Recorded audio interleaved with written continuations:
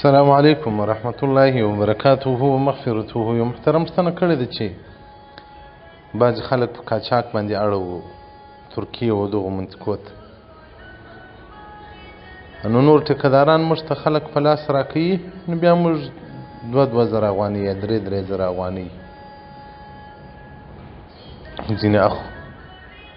نو که چیرې دغه خلک نه ورسېدل بېرته هغه پیسې ورکوو، تاوان پر موږ دی.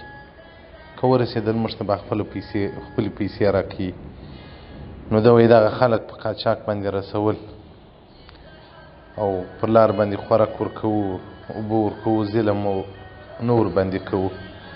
محترمه په دې کې شرعاً څه مشکل نشته، البته په هغو صورتو کې لکه دا اوس خلک چې په کښتیو کې وړي یا په داسې شرایطو کې وړي چې هغه انسانان به یا مري یا به رسېږي، نو انسان چې د هلاکت سره مخامخ کړول سي باید ځان هلاکت ته نه ور وغورځي. الله جل جلاله په قرآن عظیم شان کې هم راته وایي، وایي تاسې د خپل ځانونه هلاکت ته مه ور غورځوئ.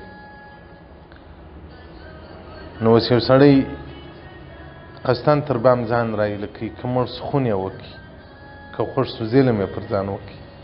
موسوعة الفقهیه صفحه 302 مبحث الاجاره په جلد نمبر اول دې ته پوره وضاحت ورکړی دی. نو محترمه پروا نه لري، خو دا شرط به ورپه لازم ورکي چې د هغه خلکو د ژوند او د هغو د صحت پوره مراعات وساتل سي. نور که یو انسان تر یو ځای رسوي او که یو حیوان تر یو ځای رسوي، که یو اوسپنه تر یو ځای رسوي چې خبره دې ورسره خلاصه که هغه عرف و رواج وي، بس دا اجاره ده، ته خپل اجر و خپل مزدوري ځینې اخیستلی سي. او دا بیا ځان ته خبره ده چې مثلا ته د ترکیې سرحداتو ته ور اړه یا مثلا د ایران سرحداتو ته ور اړه د هغه ملک قوانین نه عملي کوي یا د هغه ملک د قوانینو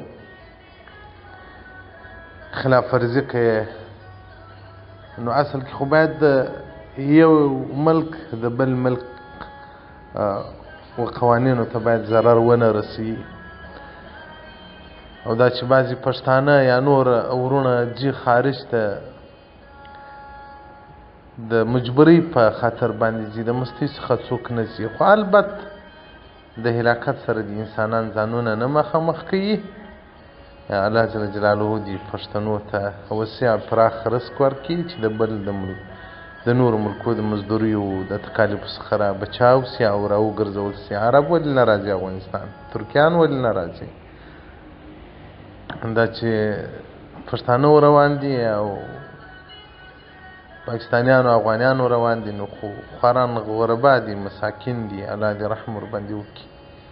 نو دا کش باید ظلم ونه کړي، هغه یوازې پر انسان نه پر حیواناتو باندې هم باید ظلم نه وکړول سي، ځکه یو ورځ راتلونکې ستا د حیواناتو په مابین کې الله جل جلاله انتقام و غچ سره اخلي. نو انسانان خو هلته پرېږده. والسلام علیکم ورحمت الله وبرکاته.